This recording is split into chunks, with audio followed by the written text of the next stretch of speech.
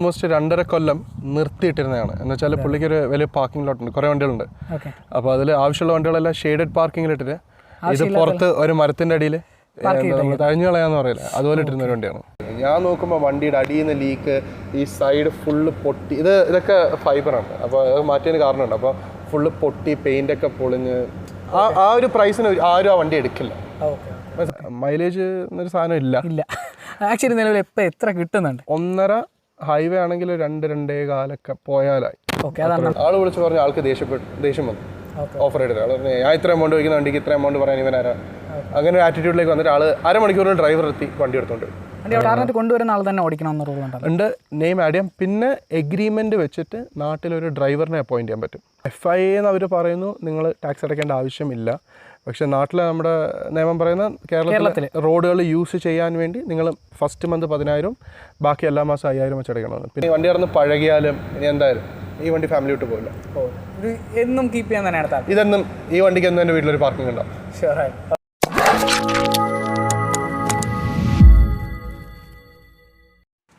Toyota ടണ്ട്ര ഇവയുടെ നിരത്തുകളിൽ നിന്ന് കേരളത്തിൻ്റെ മണ്ണിലേക്ക് എത്തി കേരളത്തിൻ്റെ റോഡുകളെ ഭരിച്ചുകൊണ്ടിരിക്കുന്നു. One of a kind of a machine എന്ന് തന്നെ പറയണം. ആക്ച്വലി നമ്മളിപ്പോൾ എത്തിയിരിക്കുന്നത് ഈ ഒരു കംപ്ലീറ്റ് സ്റ്റോറി എന്താണെന്ന് അറിയാനാണ്. 2014 ജനറേഷൻ ടണ്ട്ര ഇന്ന് ഈ കാണുന്ന രീതിയിലേക്ക് മാറ്റിയത് ഈ ഒരു ഓട്ടോമോട്ടീവ് എന്തൂസിയാസ്റ്റിൻ്റെ സ്റ്റോറിയെ പറ്റി അറിയാനാണ്. So welcome guys, welcome back to Rideogram stories for the complete ownership review of Toyota ടണ്ട്ര.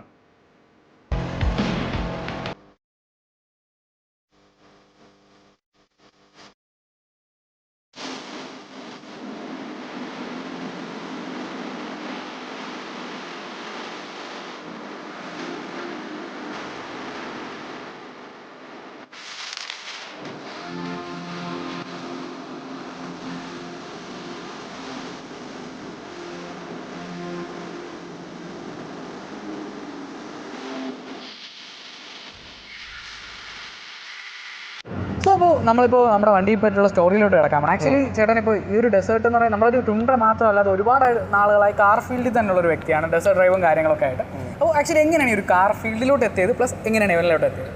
ഞാൻ ആക്ച്വലി ഓട്ടോമോട്ടീവ് ഫീൽഡിലേക്ക് ആദ്യം വരുന്നൊരു ഫോട്ടോഗ്രാഫറായിട്ടാണ്. ഓക്കെ. അപ്പോൾ പണ്ടേ വണ്ടികളെ പറ്റി ഒരു സീരിയസ് പാഷൻ ഉണ്ടായിരുന്നു ചെറുപ്പം തൊട്ടേ. പക്ഷേ ഫാമിലി സിറ്റുവേഷൻസും കാര്യങ്ങൾ കാരണം അതങ്ങനെ വലുതായിട്ട് പേഴ്സ് ചെയ്യാൻ പറ്റില്ല. അപ്പം മിഡിൽ ക്ലാസ് ഫാമിലി, ആവറേജ് എന്താണ് ഡെയിലി യൂസിന് വേണ്ടിയുള്ള വണ്ടി മാത്രം വീട്ടിൽ. പിന്നെ നമുക്ക് ഡ്രീംസ് എല്ലാം നടക്കുന്നത് ഗെയിംസിലും പിന്നെ എല്ലാവർക്കും ഉള്ളതുപോലെ പോസ്റ്റേഴ്സിലും പിന്നെ നോട്ട്ബുക്കിൻ്റെ ഫ്രണ്ട് പേജ് അവിടെയൊക്കെ ആയിരുന്നു മെയിനായിട്ടുള്ള കളികൾ. പിന്നെ ഒരു 17 ഇയേഴ്സ് ആയപ്പോൾ എനിക്ക് ഫോട്ടോഗ്രാഫറായിട്ട് ഒരു ഓപ്പർച്യൂണിറ്റി കിട്ടി. അപ്പം ആദ്യം അവർ എക്വിപ്മെൻ്റ് ഒക്കെ പ്രൊവൈഡ് ചെയ്തു. പിന്നെ ഗ്രാജുവലി സേവ് അപ്പ് ചെയ്ത് എന്താ പറയുക സ്വന്തമായിട്ട് ക്യാമറ വാങ്ങി. പിന്നെ അങ്ങനെ ഫോട്ടോഷൂട്ട്സ് ചെയ്ത് തുടങ്ങി, വീഡിയോ ഷൂട്ട്സ് പ്യുവർലി ഓട്ടോമോട്ടീവ്. ഞാൻ വേറെ ഒന്നും ചെയ്തിട്ടില്ല, ഇത് ലൈഫിൽ തിരിഞ്ഞു നോക്കിയിട്ടില്ല, ഇനി അങ്ങോട്ട് ചെയ്യുമെന്ന് തോന്നുന്നില്ല. അങ്ങനെ അത് തുടങ്ങി. പിന്നെ അത് ആക്ച്വലി ആ ജോലി പോയി. പിന്നെ ലൈഫിൽ കുറച്ച് ബുദ്ധിമുട്ടൊരു ഫേസ് വന്നു കോളേജ് ടൈമിലൊക്കെ. പിന്നെ അന്നൊരാഗ്രഹം ഉണ്ടായിരുന്നു ഇൻഡിപെൻഡൻ്റ് ആയിട്ട് വണ്ടി ഫീൽഡിലേക്ക് വരണമെന്ന്. അങ്ങനെ ആ ഒരു ഫേസ് കഴിഞ്ഞപ്പോഴത്തേക്ക് പിന്നെ ചെറിയ ചെറിയ ജോലികൾ ചെയ്ത് തുടങ്ങി. ഇടയ്ക്ക് വെച്ചൊരു ഗ്യാരേജിൽ കയറി കുറച്ച് നാൾ അവിടെ വർക്ക് ചെയ്തു, അവിടെ നിന്ന് ഇറങ്ങി. പിന്നെ വോളണ്ടിയർ വർക്ക് ചെയ്ത് തുടങ്ങി, അത് ചെയ്തു. അങ്ങനെ സേവ് ചെയ്ത് ഫസ്റ്റ് വണ്ടി എടുത്തു, ടൊയോട്ടയുടെ GT86. അതിന് ആക്ച്വലി അവിടെ അത്യാവശ്യം വിലക്കുറവാണ്. 4 ലിറ്റർ ഫ്ലാറ്റ് 4 എഞ്ചിൻ, സുബാരുവിൻ്റെ ഒരു എഞ്ചിൻ. അതെടുത്തു. ആ വണ്ടി ഒരു 8 മന്ത്സ് ആയപ്പോൾ ആക്സിഡൻ്റ് ആയി, ക്യാൻസൽ ആയി പോയി. ഒരു ട്രക്കിൻ്റെ അടിയിൽ പോയി കയറി കൊടുത്തു. ഒരു വളവെടുത്തതാണ്. അപ്പോൾ അങ്ങനെ ട്രക്ക് ഓപ്പോസിറ്റ് വന്നു, എന്നിട്ട് അടുത്ത ഈ ഒരു സീക്വൻസിൽ ആക്ച്വലി ഓഫ് റോഡ് എന്നുള്ളത് ഒരു സെക്ടറിലേക്ക് വന്നിട്ട് അധികം നാളായിട്ടില്ല. ഓഫ് റോഡ് എന്നുള്ള സെക്ടറിലേക്ക് വരുന്നതിന് മുമ്പ് ഞാൻ പ്യുവർലി JDM-ലായിരുന്നു. അപ്പോൾ എൻ്റെ ഈവോ ഉണ്ടായിരുന്നു, സുബാറുവിൻ്റെ STI ഉണ്ടായിരുന്നു, ST ഉണ്ടായിരുന്നു, ഫോക്കസിൻ്റെ 86 4 മാറിയും തിരിഞ്ഞുണ്ടായിരുന്നു, ഓട്ടോമാറ്റിക്, മാനുവൽ, സ്റ്റേജ് 2 അങ്ങനെ പലതും. അതെല്ലാം കഴിഞ്ഞിട്ടാണ് ആദ്യമായിട്ട് പോയി ഒരു ടൊയോട്ട FJ ക്രൂസർ എടുക്കുന്നത്. അതായിരുന്നു ഫസ്റ്റ് ഒരു ഓഫ് റോഡ് വണ്ടി. അതിന് മുന്നേ ഫാദറിനൊരു ഫോർച്യൂണർ ഉണ്ടായിരുന്നു, ഒരു 4 സിലിണ്ടർ ഫോർച്യൂണർ. പക്ഷെ അന്ന് ലൈസൻസ് ഇല്ല. അപ്പോൾ അന്നത്തെ കഥ എന്താണെന്ന് വെച്ചാൽ ആള് ഡെസേർട്ട് വരെ ഓടിച്ചുകൊണ്ട് പോകും, എന്നിട്ട് അവിടെ നിന്ന് ആൾ മാറും. എന്നിട്ട് ഞാൻ ഡെസേർട്ടിൽ കൊതി തീർക്കാൻ വേണ്ടി ഓടിക്കും, എന്നിട്ട് തിരിച്ചു വരും, ആൾ തിരിച്ച് വീട്ടിലാക്കും. അങ്ങനെ ഇതിൻ്റെ ഒരു എന്താണ് പറയുക ഒരു പ്രാന്തായി. പിന്നെ പണ്ടേ എനിക്ക് ലൈക്ക് ഫൈനാൻസ് എന്നൊരു റീസൺ കാരണം ഒരു ജോലി ചെയ്യാൻ തീരെ താല്പര്യമില്ല. ലൈക്ക് നമ്മൾ രാവിലെ എണീക്കുന്നു, വൈകിട്ട് വരെ ജോലി ചെയ്യുന്നു. നമ്മുടെ ആഗ്രഹം എന്താണ്, നമ്മുടെ ഇഷ്ടം എന്താണ്, അതിൻ്റെ പുറകിൽ പാഷൻ ഫൈറ്റ് ചെയ്ത് പോകണമെന്നൊരു ആഗ്രഹം ഉണ്ടായി. പക്ഷേ അതിനുള്ള ഓപ്പർച്യൂണിറ്റീസ് കിട്ടിയില്ല. എന്തോ ദൈവാനുഗ്രഹം എന്താണെന്ന് അറിയില്ല, ഇന്ന് അവിടെ ഉണ്ട്. തിരിച്ച് നമ്മൾ അവിടെ തന്നെ എത്തി. അതെ അതെ, കറങ്ങി തിരിയാൻ വേണ്ടി ഒന്നും പോയിട്ടില്ലായിരുന്നു, അവിടെ തന്നെ ആയിരുന്നു. ഓക്കെ. അങ്ങനെ FJ ക്രൂസർ എടുത്തു. FJ എടുത്തിട്ട് ഏകദേശം ഒരു 2 വർഷം പീരീഡ് എടുത്ത് പതുക്കെ ഗ്രാജുവലി സേവ് അപ്പ് ചെയ്ത് ബിൽഡ് ചെയ്തു. പിന്നെയാണ് എങ്ങനെയാണ് കണ്ടുമുട്ടി, എങ്ങനെയാണ് ഇതിലേക്ക് എത്തുന്നത്? ഇത് ആക്ച്വലി ഇതിന്റെ പുറകിൽ നീണ്ടൊരു കഥയുണ്ട്. ഈ വണ്ടി ഞാൻ ആക്ച്വലി FJ വിറ്റു. എൻ്റെ ഒരു ബെസ്റ്റ് ഫ്രണ്ട് ഉണ്ട്, എമിൽ എന്നാണ് പേര്. അപ്പം അവൻ്റെ കയ്യിൽ ലാൻഡ് ക്രൂസർ ഉണ്ടായിരുന്നു, എൻ്റെ കയ്യിൽ FJ. അങ്ങനെ ഞങ്ങൾ ഒരു ദിവസം ഇങ്ങനെ അവർ സംസാരിക്കുന്ന കൂട്ടത്തിൽ പറഞ്ഞു, എടാ വണ്ടി രണ്ടും വിറ്റിട്ട് നമുക്കൊരു പിക്കപ്പ് മേടിച്ചിട്ട് ലഡാക്ക് പോവാം. ഓക്കെ. അത് ഈ പ്ലാൻ നടക്കുന്നത് 2019 ഈ ഒരു ഐഡിയ വരുന്നത്. 2 വണ്ടിയും വിറ്റ് നമുക്ക് പിക്കപ്പ് മേടിച്ചിട്ട് ലഡാക്ക് പോവാന്ന് ബൈ റോഡ്. അന്നൊരു ആഗ്രഹം. അങ്ങനെ ഞാൻ FJ കൊടുത്തു. ഓക്കെ, അവൻ ലാൻഡ് ക്രൂസർ മാറ്റി. അങ്ങനെ ഫസ്റ്റ് കിട്ടുന്നത് അവനാണ് വണ്ടി. അവനൊരു വെള്ള കളർ 2016 ടൊയോട്ട ടണ്ട്ര കിട്ടി. അത് പിന്നെ നമ്മൾ വൈറ്റ് ബോഡി ചെയ്തു, റാറ്റ്ലോസ് മേഖല ഫുൾ ആയിട്ട്. എനിക്കൊന്നും വണ്ടി കിട്ടിയില്ല, കാരണം ഞാൻ വണ്ടി എടുക്കുന്ന കാര്യത്തിൽ കുറച്ച് പെർട്ടിക്കുലറാണ്. അങ്ങനെ റാൻഡം ആയിട്ടുള്ളൊരു വണ്ടിയാണ്. അങ്ങനെ ഈ ഒരു വണ്ടി എന്നുള്ളത് ഞാനൊരു യൂസ് കാർ മാർക്കറ്റിൽ പോയപ്പോൾ പൊടി പിടിച്ചൊരു സൈഡിൽ കിടക്കുക. അങ്ങനെ ഞാൻ പോയി തിരക്കി എന്താണ് വണ്ടിയെ പറ്റിയുള്ളത്. അപ്പോൾ പുള്ളി അന്ന് വണ്ടിയുടെ മാർക്കറ്റ് വാല്യൂവിനെക്കാട്ടിലും ഒരു 30% കൂടുതൽ ഈ വണ്ടിക്ക് വേണ്ടി ചോദിക്കും. എനിക്ക് അതിനുള്ള ബഡ്ജറ്റും ഉണ്ടായിരുന്നില്ല ഓണസ്റ്റ്ലി പറഞ്ഞാൽ. അപ്പോൾ ഞാൻ പറഞ്ഞു ഇറ്റ്സ് ഫൈൻ. പക്ഷേ ഞാൻ ഈ വണ്ടി 2 ഫോട്ടോ എടുത്ത് കയ്യിൽ വെച്ചത് എന്താണെന്നറിയാം, നമുക്കൊരു വണ്ടി കാണുമ്പോൾ ഒരു ഇതുണ്ടാവും. അങ്ങനെ അതിനുശേഷം പോയിട്ട് ഏകദേശം 25ഓളം ടണ്ടർ ഉണ്ട് എടുക്കാൻ വേണ്ടി. അപ്പം ബ്രാൻഡ് യൂസ്ഡ് ഇതൊരു 2014 2014 5.7 V8. അങ്ങനെ 25ഓളം ടണ്ടർ കണ്ടു. 25 ടണ്ടറിലും പലതും അഡ്വാൻസ് കൊടുക്കാൻ വേണ്ടി പോകും. എവിടുന്നെങ്കിലും ഈ വണ്ടിയുടെ ഫോട്ടോ കാണും, ക്യാൻസലാവും. അങ്ങനെ ഞാൻ ഇതിൻ്റെ ആ ഷോറൂം ഷോറൂമിൽ ആളെ പോയി കണ്ടിട്ട് സംസാരിച്ചു, എങ്ങനെയാണ് എനിക്ക് വണ്ടി വേണം, നിങ്ങൾ ഈ ചോദിക്കുന്ന മാർക്കറ്റ് വാല്യൂനും കൂടുതൽ റീസണബിൾ ആയിട്ടുള്ളൊരു എമൗണ്ട് ചോദിക്കും, ഞാൻ തരാം, ഞാൻ എടുക്കാം, എനിക്ക് വണ്ടി വേണം. വണ്ടി ഫുൾ പൊട്ടിപ്പൊളിഞ്ഞ് എന്ന് വെച്ചാൽ എൻ്റെ കഥ ഞാൻ പറഞ്ഞുതരാം. അങ്ങനെ പുള്ളി പറഞ്ഞു എൻ്റെ അല്ല വണ്ടി ഇവിടെ ഉള്ളൊരു റോയൽ ഫാമിലിയുടെ ഒരാളുടെയാണ്. ഓക്കെ, ആള് 2014 US നേരെ കൊണ്ടുവന്ന് കുറച്ച് യൂസ് ചെയ്ത് മടുത്തു. അങ്ങനെ ഒരു 2.5 വർഷമായിട്ട് വണ്ടി യൂസ് ചെയ്യാതിരിക്കാം, പാർക്കിംഗ് ലോട്ടിൽ കിടന്നേ. പിന്നെ ആൾ എന്നെ കൊണ്ട് ഏൽപ്പിച്ചിട്ട് പറഞ്ഞു വിൽക്കുന്നെങ്കിൽ വിറ്റോന്ന്. ഞാൻ പറഞ്ഞു ഓണറിനെ കോൺടാക്ട് ചെയ്തിട്ട് തരില്ല. അങ്ങനെ ഡെയിലി കയറി ഇറങ്ങലായി. ഓഫീസിൽ നിന്ന് വരുമ്പോൾ വൈകിട്ട് കയറും, സംസാരിക്കും, നടക്കില്ല മോനെ പോകും. ലാസ്റ്റ് ഞാൻ ഒരു ഓഫർ ഞാൻ പറഞ്ഞു നിങ്ങളൊന്ന് ഓണറിനെ വിളിച്ചിട്ട് ഈ എമൗണ്ട് ഒന്ന് പറയൂ, ഓഫറായിട്ട് കേൾക്കട്ടെ. എന്താണെന്ന് വെച്ചാൽ ആൾ വിളിച്ച് പറഞ്ഞ ആൾക്ക് ദേഷ്യം വന്നു. ഓഫർ എടുത്തത് ആൾ പറഞ്ഞു ഞാൻ ഇത്ര എമൗണ്ട് വയ്ക്കുന്ന വണ്ടിക്ക് ഇത്ര എമൗണ്ട് പറയാൻ ഇവനാരാ. അങ്ങനെ ഒരു ആറ്റിറ്റ്യൂഡിലേക്ക് വന്നിട്ട് ആൾ അരമണിക്കൂറിൽ ഡ്രൈവർ എത്തി വണ്ടി എടുത്തോണ്ട്. ഇപ്പം ഞാൻ സ്റ്റക്കായി, കാരണം വണ്ടി ലൊക്കേറ്റ് ചെയ്യാൻ പറ്റുന്നില്ല. ഓണറിനെ എനിക്കറിയില്ല, ഏത് ഫാമിലിയാണെന്നറിയാം, പക്ഷേ തരില്ല, കാരണം അങ്ങനത്തെ ഫാമിലിയാണ്, കോൺഫിഡൻഷ്യലാണ്. അങ്ങനെ അടുത്തൊരു 6 ദിവസം ഞാൻ ഒരു ദിവസം എൻ്റെ അച്ഛനുമായിട്ട് അത്രയ്ക്ക് ലൈക്ക് നമുക്ക് ആ ഒരു ഏർജ് ഉണ്ട്, എടുത്തേന്നല്ല എന്തോ ആ വണ്ടി എൻ്റേതാണെന്നുള്ളൊരു ഫീലിംഗ് ഉണ്ട്. അങ്ങനെ ഫാദറുമായിട്ട് പോയി നടക്കുന്നില്ല. അങ്ങനെ ഞാൻ ഒരു ദിവസം ഒറ്റയ്ക്ക് പോയിട്ട് അതിൻ്റെ ഓണറിനെ പോയി കണ്ടു, ഷോറൂമിൻ്റെ. അങ്ങനെ പുള്ളിയോട് സംസാരിക്കുന്നുണ്ട്. പുള്ളി ഞാൻ പറഞ്ഞു എനിക്ക് ജസ്റ്റ് ഒന്ന് പുള്ളിയെ വിളിച്ചതാണ്, ഓക്കെ, നമ്പർ വേണ്ട, ജസ്റ്റ് ഒന്ന് വിളിച്ചതാണ്, ഞാൻ സംസാരിക്കട്ടെ. അങ്ങനെ ആ പുള്ളിയെ വിളിച്ചിട്ട് സംസാരിച്ച ഇതുപോലെ ഒരു പയ്യൻ ഇത്രയും നാളായിട്ട് കയറി വന്നിട്ട് സെയിം വണ്ടിക്കായിട്ട് ആൾ താല്പര്യമില്ലാതെ ജസ്റ്റ് ഒരു 2 മിനിറ്റ് സംസാരിക്കും. ഞാൻ പറഞ്ഞു ഇതാണ് സിറ്റുവേഷൻ, എൻ്റെ പ്രായം എത്രയാണ്, ഞാൻ സേവ് ചെയ്ത് വെച്ച് ഇത്രയേ ഉള്ളൂ, എനിക്ക് ഈ വണ്ടി വേണം. ഓക്കെ, നിങ്ങൾ അറ്റ്ലീസ്റ്റ് എന്നെ കണ്ടൊരു 5 മിനിറ്റ് സംസാരിക്കാൻ അറിയാം. അപ്പോൾ പുള്ളി പറഞ്ഞു ജുമേറയിൽ ഇന്ന ഹോട്ടലിൻ്റെ ഫ്രണ്ടിൽ വൈകിട്ട് വാ, ഞാനും ഉണ്ടാവും, വണ്ടി ഉണ്ടാവും. അങ്ങനെ പോയി ഒരു 1.5 മണിക്കൂർ സംസാരിച്ച് റീസണബിളായിട്ട് ഫെയർ ആയിട്ടുള്ളൊരു എമൗണ്ടിൽ ഞങ്ങൾ എഗ്രി ചെയ്തു. ഞാൻ നോക്കുമ്പോൾ വണ്ടിയുടെ അടിയിൽ നിന്ന് ലീക്ക്, ഈ സൈഡ് ഫുള്ള് പൊട്ടി, ഇതൊക്കെ ഫൈബറാണ്, അപ്പോൾ അത് മാറ്റിയതിന് കാരണമുണ്ട്. അപ്പോൾ ഫുള്ള് പൊട്ടി, പെയിൻ്റൊക്കെ പൊളിഞ്ഞ് ആ ഒരു പ്രൈസിന് ആരും ആ വണ്ടി എടുക്കില്ല, മനസ്സിലായി. മിൻറ്റ് കണ്ടീഷൻ കുറച്ചുകൂടെ പുതിയ മോഡൽ വണ്ടികൾ ആ പ്രൈസിന് കിട്ടും. പക്ഷേ എന്താണെന്ന് അറിയില്ല, കാണുമ്പോൾ നമ്മൾ ഈ മലയാളത്തിൽ ഒരു മുഹബത്ത് തോന്നി എന്നൊക്കെ പറയും, ആ ഒരു അങ്ങനെ അപ്പം തന്നെ ഡീൽ ഉറപ്പിച്ചു. പിറ്റേന്ന് പോയി വണ്ടി രജിസ്റ്റർ ചെയ്തു. അന്ന് നോമ്പാണ്. അങ്ങനെ നോമ്പൊക്കെ തുറന്നു പോയി വണ്ടി എടുത്തുകൊണ്ട് വന്ന് പിന്നെയാണ് ഞാൻ വണ്ടി ഫുള്ളി മെക്കാനിക്കലി സ്റ്റഡി ചെയ്യുന്നത്. അന്ന് മനസ്സിലായി വണ്ടി ഒരു പാർക്കിംഗ് ലോട്ടിൽ പൊടി അടിച്ച് കിടക്കായിരുന്നു, ആരും തിരിഞ്ഞു നോക്കിയില്ല വണ്ടി. അവിടുന്ന് തുടങ്ങിയാണ് കഥ. അങ്ങനെയാണ് ഇവനായിട്ടുള്ളൊരു കണക്ഷൻ വരുന്നത്. അങ്ങനെയാണ് ഇവൻ എൻ്റെ കുടുംബത്തിലേക്ക് വരുന്നത്. പക്ഷേ ടച്ച് വുഡ് ലൈക്ക് ലൈഫിൽ കുറേ സക്സസ്സും ഭാഗ്യവും എന്തിനും ഏതിനും കഷ്ടപ്പാടിൽ കൂടെ ഉണ്ടായിട്ടുണ്ട്. പല സിറ്റുവേഷനിലും വണ്ടി വിൽക്കേണ്ട സിറ്റുവേഷൻസ് ലൈഫിൽ മുന്നേ വന്നിട്ടുണ്ട്. അന്ന് പോലും വരുന്നിടത്ത് വെച്ച് കാണട്ടെ എന്ന് പറഞ്ഞിട്ട് കൂടെ നിർത്തിയ ഒരാളാണ്. കഴിഞ്ഞ പ്രാവശ്യം നാട്ടിൽ കൊണ്ടുപോയിട്ട് തിരിച്ചുകൊണ്ട് വന്നപ്പോൾ ഒരാളിനെ കോൺടാക്ട് ചെയ്തു. എൻ്റെ മകന് വണ്ടി കണ്ടിട്ട് ഒരുപാട് ഇഷ്ടമായി, മകന് വേണ്ടി മേടിക്കണം. അന്ന് ഞാൻ ചുമ്മാ ഒരു എമൗണ്ട് ശേഷം ഇവിടെ വന്ന് കണ്ടതിന് ശേഷം ഞാൻ ചുമ്മാ ഒരു എമൗണ്ട് പറഞ്ഞു ലൈക്ക് റാൻഡം ആളൊരിക്കലും മേടിക്കില്ല ആൾ എഗ്രി ചെയ്തു. അങ്ങനെ എല്ലാം പറഞ്ഞു വണ്ടി ഉറപ്പിച്ചു ഡീല്. അപ്പോൾ എൻ്റെ മനസ്സിൽ അങ്ങനെ ഇവിടുന്ന് വണ്ടി ഷിപ്പ് ചെയ്തു. ദുബായിൽ ഞാൻ പോയി പോർട്ടിൽ കളക്ട് ചെയ്ത് വീട്ടിലേക്ക് ഓടിച്ചു തുടങ്ങി. വണ്ടി പോർട്ടിൽ നമ്മൾ കണ്ടെയ്നറിൽ നിന്ന് ഇറക്കിയിട്ട് വീട്ടിലേക്ക് ഓടിച്ചു തുടങ്ങി. ഒരു 20 മിനിറ്റ് ഞാൻ ആളെ വിളിച്ചു പറഞ്ഞു സോറി നടക്കില്ല, എന്നെ കൊണ്ട് പറ്റില്ല. അങ്ങനെയാണ്. അത്രയും ഒരു അറ്റാച്ച്മെന്റ് ഉള്ള ഒരു വണ്ടിയാണ് അല്ലേ? ഭയങ്കര അറ്റാച്ച്മെൻറ്റ്. ഇപ്പം പല ആൾക്കാരും ചോദിക്കും നാട്ടിൽ ഇപ്പോൾ 2ാമത്തെ തവണ തന്നെ വീണ്ടും സെയിം വണ്ടി കൊണ്ടുവന്നിട്ട് എന്തിനാണ്, ഞാൻ ഓൾറെഡി ഇറങ്ങിയതാണ് എല്ലാവരും കണ്ട്. നമ്മളൊരിക്കലും നാട്ടിൽ കൊണ്ടുവരുന്നത് പബ്ലിസിറ്റി സ്റ്റണ്ടിനോ അതിനല്ല. കഴിഞ്ഞ പ്രാവശ്യം കൊണ്ടുവന്ന് ഞാൻ 33 ദിവസം ഉണ്ടായിരുന്നുള്ളൂ. വണ്ടി 6900 കിലോമീറ്റർ ഓടി. Maximum off road. അതെ, അത് മൈലേജ് 1-2 ഉള്ളൂ. പക്ഷേ നമ്മൾ കൊണ്ടുവരുന്നതെന്ന് വെച്ചാൽ സ്വന്തം വണ്ടി, നമ്മൾ കഷ്ടപ്പെട്ട് ബിൽഡ് ചെയ്തൊരു വണ്ടി നമ്മുടെ നാട്ടിൽ ഓടിക്കുന്നതും, പിന്നെ ഈ ടൈപ്പ് ഫോറസ്റ്റ്, കുന്ന്, മല അവിടെ ഡെസേർട്ട് മാത്രമേ ഉള്ളൂ. അപ്പോൾ എൻ്റെ വണ്ടി എല്ലാ ടെറൈനും കണ്ടിരിക്കണമെന്ന് എനിക്ക് ഭയങ്കര വാശിയായിരുന്നു. ആഗ്രഹം നല്ലൊരു വാശിയായിരുന്നു. കാരണം ടണ്ട്രയെല്ലാം എല്ലാവരും തുടച്ച് മിനുക്കും ഡെസേർട്ടിൽ കൊണ്ടുവരും കഴിവും കയറ്റിയിടും. അപ്പോൾ അങ്ങനെയാണ്. അപ്പോൾ ആ ഒരു ആഗ്രഹം നിറവേറ്റുന്ന രീതിയിലാണ് ഞാൻ വണ്ടിയുടെ കിടന്നത്. അപ്പോൾ അതാണ് ഇവനെ നിങ്ങളുടെ ഇപ്പോൾ ഇവനെ ചേട്ടനിലേക്ക് എത്തിയൊരു സ്റ്റോറി അല്ലേ? ഞാൻ പിന്നെ വേറൊരു തീരുമാനം എടുത്തതെന്ന് വെച്ചാൽ ഇനി വണ്ടി ഇറന്ന് പഴകിയാലും ഇനി എന്തായാലും ഈ വണ്ടി ഫാമിലി വിട്ട് പോകില്ല. ഇത് എന്നും കീപ്പ് ചെയ്യാൻ തന്നെയാണ് താല്പര്യം. ഇതെന്നും ഈ വണ്ടിക്ക് എന്നും എൻ്റെ വീട്ടിലൊരു പാർക്കിംഗ് ഉണ്ടാവും. ഷുവറായിട്ട്. അപ്പോൾ അതാണ് നമ്മുടെ ഒരു സ്റ്റോറി എന്ന് പറയുന്നത് അല്ലേ? അപ്പോൾ നമ്മൾ അങ്ങനെയാണ് നമ്മുടെ വണ്ടി എടുത്തൊരു സ്റ്റോറി, വണ്ടി നമ്മുടെ ഫാമിലിയിലോട്ട് വന്നൊരു സ്റ്റോറി അങ്ങനെയായിരുന്നു. ഓക്കെ ചേട്ടാ, അപ്പോൾ എടുത്തപ്പോൾ ഒരുപാട് ആഗ്രഹിച്ച് നമ്മൾ ഒരുപാട് പിന്നാലെ നടന്ന് കണ്ടുപിടിച്ചെടുത്തു. പക്ഷേ ചേട്ടൻ പറഞ്ഞ പോലെ എടുത്ത സമയത്ത് ഒരുപാട് പ്രോബ്ലംസും എല്ലാം വണ്ടിക്ക് ഉണ്ടായിരുന്നു. അതിന് ഓൾമോസ്റ്റ് 2.5 കൊല്ലം നിർത്തിയിട്ടിരുന്നതാണ്. എന്ന് വെച്ചാൽ പുള്ളിക്ക് ഒരു വലിയ പാർക്കിംഗ് ലോട്ടുണ്ട്, കുറേ വണ്ടികളുണ്ട്. അപ്പോൾ അതിൽ ആവശ്യമുള്ള വണ്ടികളെല്ലാം ഷെയ്ഡഡ് പാർക്കിങ്ങിലിട്ടിട്ട് ഇത് പുറത്ത് ഒരു മരത്തിൻ്റെ അടിയിൽ നമ്മൾ തഴഞ്ഞു കളയാന്ന് പറയില്ല, അതുപോലെ ഇട്ടിരുന്ന ഒരു വണ്ടിയാണ്. അപ്പോൾ അങ്ങനെ എടുത്തു കഴിഞ്ഞിട്ട് ഇന്നത്തെ ഈ രൂപത്തിലോട്ട് എങ്ങനെയാണ് നമ്മുടെ കൊണ്ടുവരാത്തത്? ഫസ്റ്റ് ഓഫ് ഓൾ വണ്ടി കാണാൻ ഇങ്ങനെ ആയിരുന്നില്ല. കംപ്ലീറ്റ് എന്ന് വെച്ചാൽ കംപ്ലീറ്റ് ഫേസ് ലിഫ്റ്റ് ചെയ്തിട്ടുണ്ട്. ഇപ്പം ഇതിലുള്ളൊരു മോഡിഫിക്കേഷൻ ചെയ്ത ലിസ്റ്റ് എന്ന് പറഞ്ഞാൽ ഇപ്പം ഫ്രണ്ട് എൻഡ് ഫുള്ള് 2021 TRD പ്രോവിൻ്റെ ഫ്രണ്ട് എൻഡാണ് കൊടുത്തേക്കുന്നത്.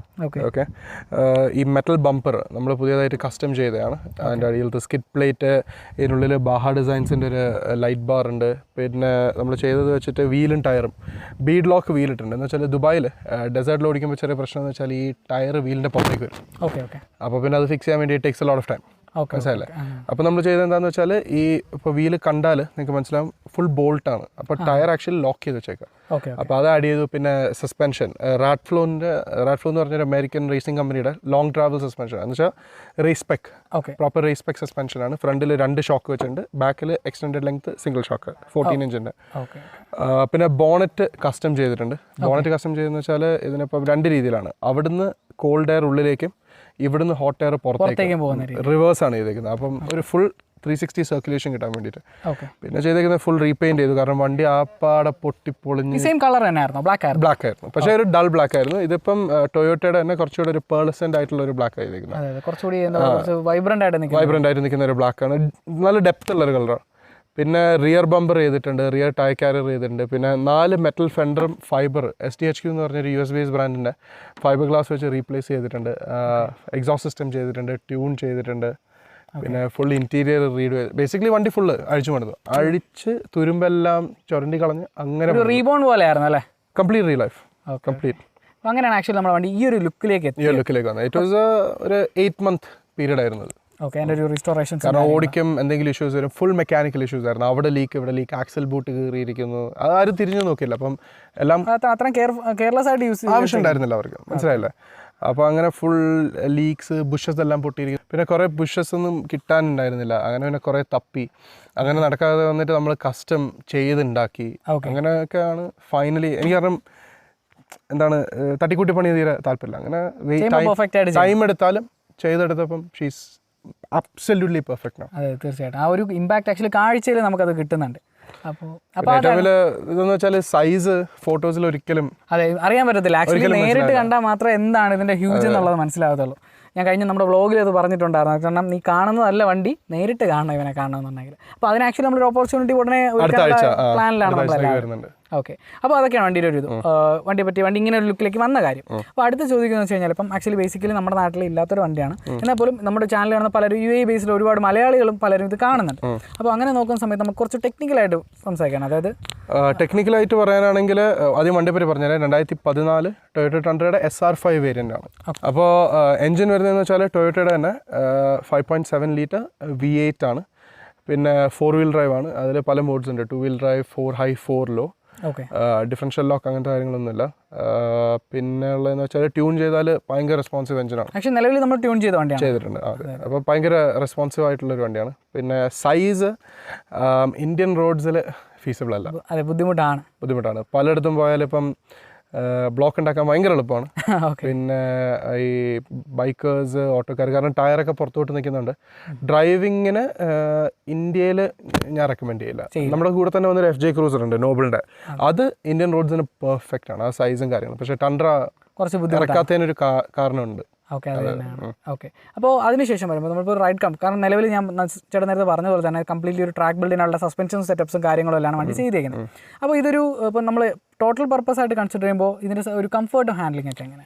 കംഫർട്ട് എന്ന് വെച്ചാൽ ഒരു ഫാക്ടറി സസ്പെൻഷന് തരാൻ പറ്റുന്നതിനേക്കാളും ഓൾമോസ്റ്റ് ഒരു 200% കൂടുതലാണ്. കാരണം അതിനുവേണ്ടി ഉള്ള സസ്പെൻഷൻസ്, പിന്നെ അതിനുവേണ്ടി നമ്മൾ റീവാൽവ് ചെയ്യുന്നത് വെച്ചാൽ കസ്റ്റം ട്യൂൺ ചെയ്യും ഷോക്സ്. ഈ വണ്ടിയുടെ ഇപ്പം ചില വണ്ടികൾക്ക് ഫ്രണ്ട് മെറ്റൽ ബമ്പർ ഡിസൈൻ വേറെ ആയിരിക്കും, ബാക്കിൽ ഡിസൈൻ വേറെ ആയിരിക്കും. അപ്പോൾ വെയിറ്റ് വണ്ടിയുടെ പലതായിരിക്കും. അപ്പം അത് എല്ലാവരും ചെയ്യുന്നത് വെച്ചാൽ സസ്പെൻഷൻ നേരെ ഫിറ്റ് ചെയ്യുക, ഓടിക്കുക. പക്ഷേ നമ്മൾ എന്ത് ചെയ്യുന്നത് വെച്ചാൽ സസ്പെൻഷൻ അതിനുവേണ്ടി വാൽവ് ചെയ്യും.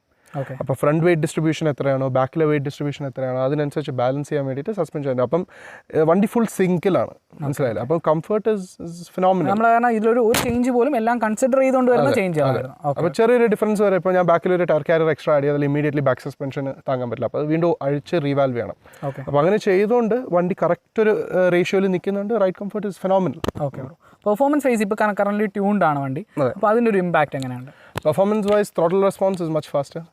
മൈലേജ് എന്നൊരു സാധനം ഇല്ല. ആക്ച്വലി നിലവിൽ ഇപ്പോൾ എത്ര കിട്ടുന്നുണ്ട്? 1.5 ഹൈവേ ആണെങ്കിൽ 2-2.25 പോയാലായി. ഓക്കെ, അതാണ് നമ്മുടെ ഇതിലാണെങ്കിൽ. ഇപ്പോൾ നാട്ടിൽ കുറച്ച് ബുദ്ധിമുട്ടായിരിക്കുമല്ലോ അല്ലേ? നാട്ടിലതെ. നാട്ടിൽ പിന്നെ XP95 അല്ലെങ്കിൽ HP പവർ മാത്രമേ പറ്റൂ, അല്ലെങ്കിൽ കോസസ് വേരിയേഷൻസ്. അപ്പോൾ അത് നമ്മൾ മാക്സിമം അവോയ്ഡ് ചെയ്യണം. അപ്പോൾ പിന്നെ ഈ ഇപ്പം ഞങ്ങളിപ്പോൾ നോർത്തിലേക്ക് ലഡാക്ക് ട്രിപ്പ് പോകുന്നുണ്ട്. അപ്പം ഫ്യൂവൽ കാൽക്കുലേറ്റ് ചെയ്യണം, ഓക്ടേൻ ബൂസ്റ്റേഴ്സ് ക്യാരി ചെയ്യണം, അങ്ങനെ കുറച്ച് ഇഷ്യൂസ് ഉണ്ട്. ആക്ച്വലി നമ്മളിപ്പോൾ ലഡാക്കിലേക്ക് ഒരു ഡ്രൈവ് പോകാൻ പോവാണല്ലേ? അടുത്ത ആഴ്ച ഒരു ടണ്ടർ വരുന്നുണ്ട്, ഒരു FJ ഉണ്ട് ഓൾറെഡി. ഇവിടെ കുറച്ച് FJ ക്രൂസേഴ്സ് വരുന്നുണ്ട്. ഇറ്റ്സ് എ ഫുൾ കാർനെ ലഡാക്ക് എക്സ്പീരിയൻസ്. ഓക്കെ, അപ്പോൾ അങ്ങനെ ഒരു ട്രിപ്പാണ് നിങ്ങൾ പ്ലാൻ ചെയ്യുന്നത്. ആക്ച്വലി നമ്മുടെ കഴിഞ്ഞ സെയിം ബ്ലാക്ക് ആണോ വരുന്നത്? അല്ലല്ല, ആ വണ്ടി ഇപ്രാവശ്യം എത്തില്ല ചിലപ്പോൾ. ഓക്കെ, എമിലിൻ്റെ വണ്ടി. അതെ. ഓക്കെ ബ്രോ, അപ്പോൾ അന്ന് നിങ്ങൾ 2 കൂട്ടുകാരിൽ രണ്ടുപേരും അന്ന് എടുത്തിട്ടുണ്ട്. ഞാൻ നേരത്തെ പറഞ്ഞ കഥയിൽ ആ വണ്ടിയില്ലേ, ആ വണ്ടിയാണ്. ഞങ്ങൾ രണ്ടുപേരും ഇറക്കി. പക്ഷേ ഞങ്ങൾ കഴിഞ്ഞ പ്രാവശ്യം ഗോവയൊക്കെ ക്രോസ് ചെയ്തു. അപ്പോഴാണ് ചെറിയൊരു എമർജൻസി ആയിട്ട് ഞങ്ങൾക്ക് തിരിച്ച് തൃശ്ശൂർ എത്തേണ്ട ഒരു ആവശ്യം വന്നത്. അങ്ങനെ ആ ട്രിപ്പ് അന്ന് കംപ്ലീറ്റ് ചെയ്യാൻ പറ്റിയില്ല. അതാണ് നമ്മൾ ഇത്തവണത്തേക്ക് മാറ്റിയത്. അപ്പോൾ അങ്ങനെയാണ് വണ്ടി ഒരു റൈഡ് കംഫർട്ടും പെർഫോമൻസും എല്ലാം. സോ അപ്പോൾ ബേസിക്കലി നമ്മുടെ നാട്ടിലില്ലാത്തൊരു വണ്ടിയാണെങ്കിൽ പോലും ഒരുപാട് പേര് ആക്ച്വലി ഇന്ന് ഈ വണ്ടി കാണാൻ തന്നെ ആഗ്രഹിച്ചിരിക്കുന്ന ഒരുപാട് പേരുണ്ട്. ഇപ്പോൾ നമുക്ക് പേഴ്സണലി നമ്മൾ ഫോട്ടോ ഷോസ് ഇറക്കുമ്പോൾ വണ്ടി വരുന്നുണ്ടോ എന്നൊക്കെ വിളിച്ചു ചോദിക്കുന്ന ഒരുപാട് ആൾക്കാരുണ്ട്. അപ്പോൾ അങ്ങനെ നോക്കുന്ന സമയത്ത് ഒരുപാട് പേര് ആഗ്രഹിക്കുന്നുണ്ട് ഇതിനെപ്പറ്റി അറിയാനും നമ്മുടെ ടുണ്ടറെ പറ്റി അറിയാനും എല്ലാം. അങ്ങനെ കൺസിഡർ ചെയ്യുമ്പോൾ ഒരു മെയിൻ്റനൻസ് എന്ന് പറയുന്ന ഒരു ഫാക്ടർ നിലവിലുണ്ട്. അപ്പോൾ അതിനെപ്പറ്റിയുള്ള ചേട്ടൻ്റെ ഒരു അഭിപ്രായം എങ്ങനെയാണ്? മെയിൻ്റനൻസ് എന്ന് വെച്ചാൽ ഭയങ്കര സിമ്പിളാണ്. ഓണസ്റ്റ്ലി ഒരു സാധാ ടൊയോട്ട വണ്ടി നിങ്ങളിവിടെ ഒരു യാരിസ് എന്തെങ്കിലും കൊണ്ടുനടക്കുന്ന പോലെ എക്സാക്ട്ലി അത്രേ ഉള്ളൂ. ഈ മോഡിഫൈഡ് പാർട്സ് സർവീസ് ചെയ്യേണ്ടി വരും. പക്ഷേ അത് വണ്ടിയുടെ ഒരു മെക്കാനിക്കൽ മെയിൻ്റെനൻസ് എന്ന രീതിയിൽ നമുക്ക് കാൽക്കുലേറ്റ് ചെയ്യാൻ പറ്റും. സാധാ oil change, brake pad change ഒക്കെ ചെയ്ത് പോയാൽ തന്നെ വണ്ടി അബ്സല്യൂട്ട്ലി ഫൈൻ. അല്ലാതെ കോംപ്ലിക്കേറ്റഡ് ഇലക്ട്രിക്കൽ പ്രോബ്ലംസോ, പിന്നെ നമ്മുടെ യൂസേജ് എന്ന് വെച്ചാൽ ഒരു സാധാ ടൂണ്ടർ പോലെ അല്ല, കുറച്ചുകൂടെ നമ്മൾ അഗ്രസീവായിട്ടാണ് വണ്ടി യൂസ് ചെയ്യുന്നത്. അപ്പോൾ അത് സംബന്ധമായ മോഡിഫിക്കേഷനിൽ എന്തെങ്കിലും വന്നാൽ സർവീസ് മെയിൻ്റെനൻസിനായി mechanically Toyota parts absolutely fine. ഒരിക്കലും ഒരു ടെൻഷനും ഇല്ലാണ്ട് മേടിച്ച് ധൈര്യമായിട്ട് ഓടിച്ചുകൊണ്ട് നടക്കാൻ പറ്റുന്ന ഒരു വണ്ടിയാണ്. ഓക്കെ, അപ്പോൾ അതാണ് മെയിൻ്റെനൻസിനെ പറ്റി പറയുന്നത്. എന്നാൽ ഒരു അപ്രോക്സിമേറ്റ് ഇപ്പം ഇന്ത്യൻ വാല്യൂ വെച്ചാണെങ്കിൽ അല്ലെങ്കിൽ എത്രത്തോളം ഒരു കോസ്റ്റ് വരുന്നുണ്ട് ബേസിക് സർവീസും കാര്യങ്ങളൊക്കെ? ബേസിക് സർവീസ് എന്ന് പറയുമ്പോൾ ഒരു ഓയിൽ ചേഞ്ച് ഞങ്ങളിപ്പോൾ യൂസ് ചെയ്യുന്നത് കുറച്ച് ഹൈ എൻഡ് ഓയിലാണ്, റോയൽ പർപ്പിൾ എന്ന് പറഞ്ഞ്. ആ ഒരു ഓയിൽ ചേഞ്ചിന് അറൗണ്ട് 22,000 രൂപ വരുന്നുണ്ട്. ഓക്കെ, പക്ഷേ അതിൻ്റെ ലൈക്ക് നോർമൽ ടണ്ടർ യൂസ് ചെയ്യുന്ന ആൾക്കാരുടെ ആവശ്യമില്ല. ഇപ്പോൾ നമ്മൾ അത്ര എക്സ്ട്രീംലി യൂസ് ചെയ്യുന്നത് കൊണ്ട് പിന്നെ ഞങ്ങൾ 10,000 ഓയിൽ ഇട്ടിട്ട് 5,000 മാറും. അതൊക്കെ നമ്മൾ വണ്ടിയെ കെയർ ചെയ്യുന്ന രീതിയാണ്. ഒരു സാധാ ഒരു ഓയിൽ ചേഞ്ചിന് ഒരു 9,000-8,000 rupees മോർ ദാൻ എനഫ്.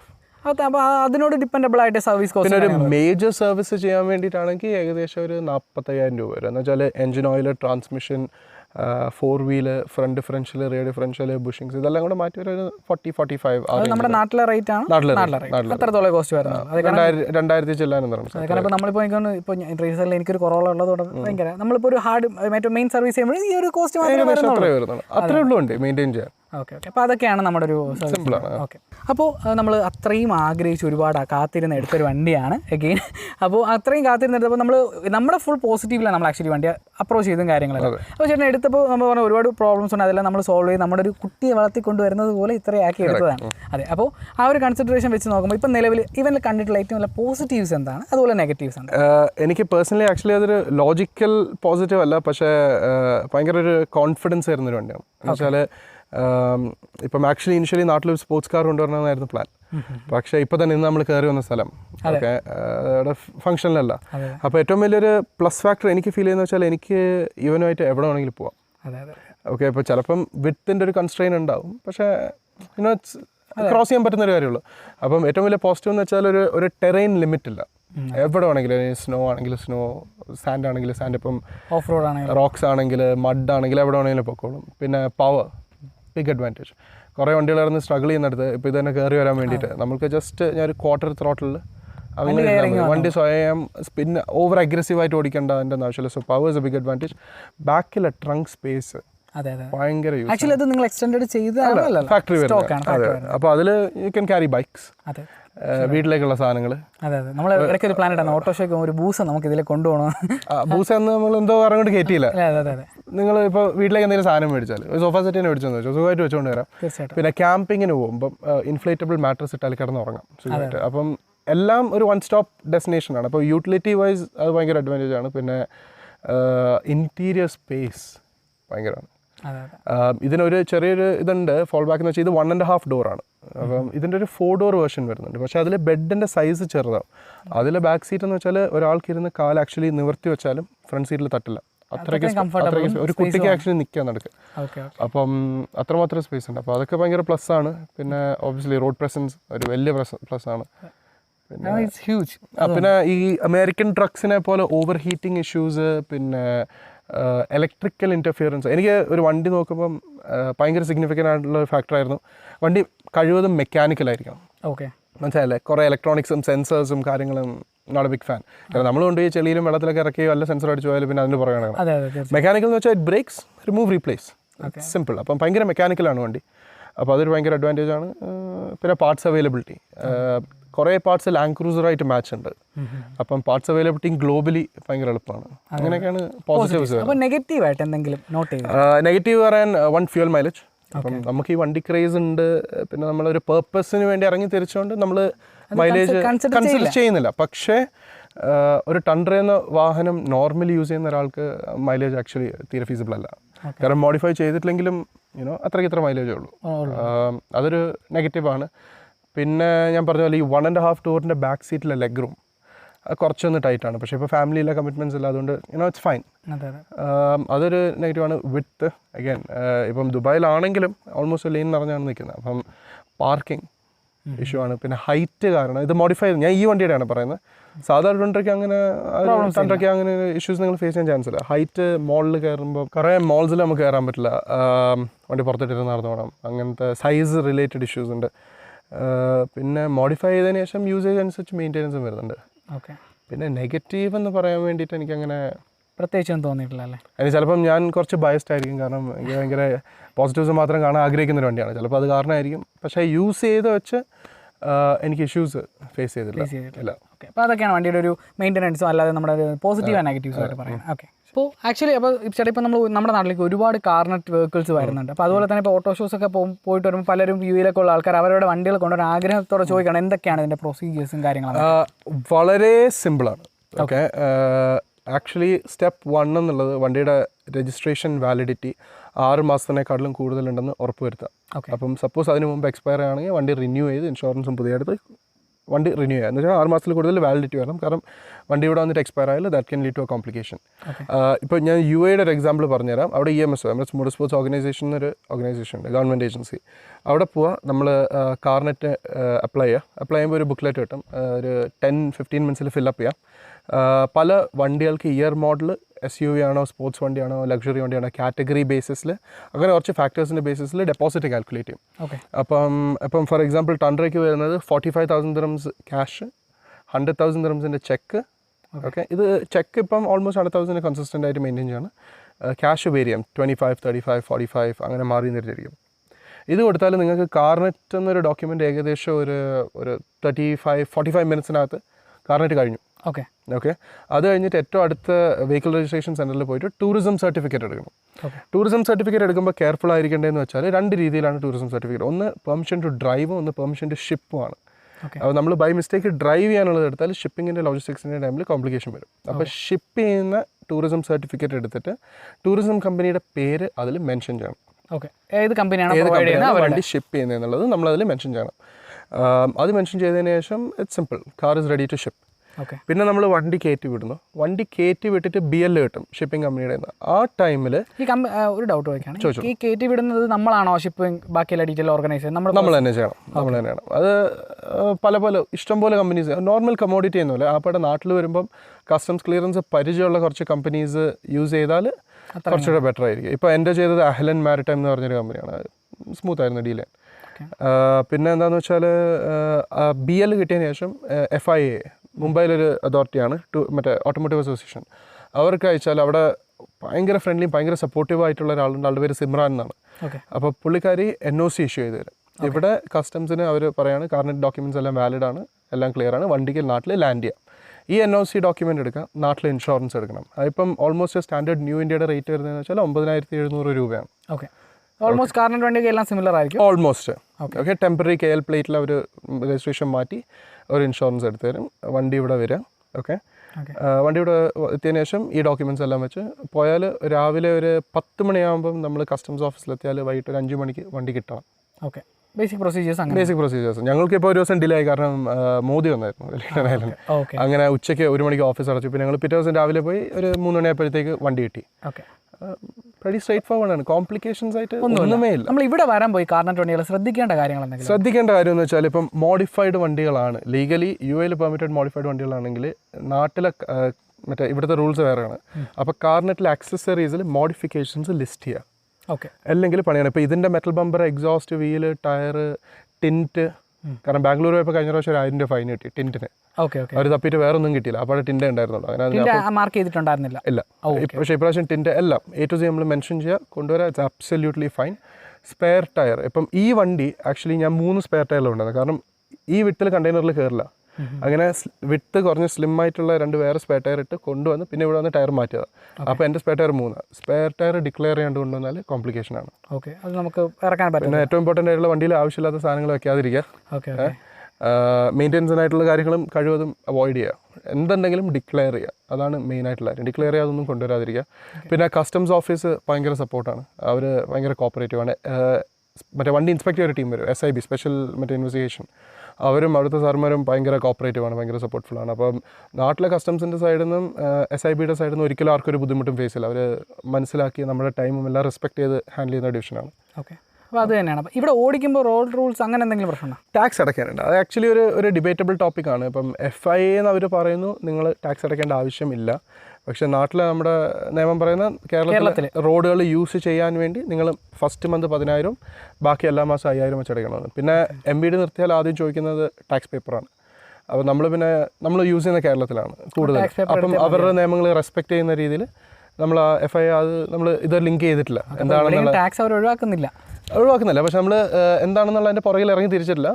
അവർ വേണമെന്ന് പറയും, നമ്മൾ നിയമത്തിനെ റെസ്പെക്ട് ചെയ്യുന്നു, നമ്മൾ ഈക്വലി പോയി ടാക്സ് അടയ്ക്കുന്നു, സമാധാനമായിട്ട് ഓടിക്കുന്നു. MBD നിർത്തിയാൽ ഇപ്പോൾ കുറേ പേര് പറയും കോംപ്ലിക്കേഷൻസ് ഒന്നുമില്ല. അവർ നിർത്തും, സിമ്പിളായിട്ട് കാർനെറ്റ് ചോദിക്കും, ഓടിക്കുന്ന ആളാരാന്ന് ചോദിക്കും. കാർനെറ്റ് കൊണ്ടുവരുന്ന ആൾ തന്നെ ഓടിക്കണമെന്ന് റൂൾ ഉണ്ട്, നെയിം ആഡ് ചെയ്യാം. പിന്നെ എഗ്രിമെന്റ് വെച്ചിട്ട് നാട്ടിലൊരു ഡ്രൈവറിനെ അപ്പോയിന്റ് ചെയ്യാൻ പറ്റും. അത് അവിടെ നമ്മൾ ഇവിടെ ചെയ്യേണ്ട FIA പെർമിഷൻ എടുത്തിട്ട് നാട്ടിൽ ലോക്കൽ ഒരു ഡ്രൈവറിനെ നമുക്കൊരു സാലറിക്ക് അപ്പോയിന്റ് ചെയ്യാം. അപ്പോൾ സിമ്പിളാണ്. അപ്പോൾ അവർ നിർത്തും, ടാക്സിൻ്റെ പേപ്പർ ചോദിക്കാം, എല്ലാം ചോദിക്കും. സേഫായിട്ട് ഓടിക്കാനാണ് ഏറ്റവും കൂടുതൽ തവണ പറഞ്ഞിട്ടുള്ളത്, പറഞ്ഞോളൂ. അപ്പോൾ അത്രയൊക്കെ തന്നെയാണ് എൻ്റെ പ്രൊസീജിയേഴ്സും കാര്യങ്ങളും. സോ അപ്പോൾ നമ്മൾ നമ്മുടെ ടണ്ട്രയുടെ ഒരു കംപ്ലീറ്റ്ലി ഡീറ്റെയിൽഡ് ആയിട്ട് review review thank you Nijesh bro. നമ്മൾ കഴിഞ്ഞ തവണ വന്നപ്പോൾ ഒന്ന് പ്ലാൻ ചെയ്തായിരുന്നു, ബട്ട് കൂടാൻ പറ്റിയില്ല. അപ്പോൾ ഇന്ന് ആക്ച്വലി നല്ലൊരു ടൈം, നമ്മളൊരു നല്ലൊരു ഡ്രൈവൊക്കെ കഴിഞ്ഞ് വന്ന് നിൽക്കുകയാണ്.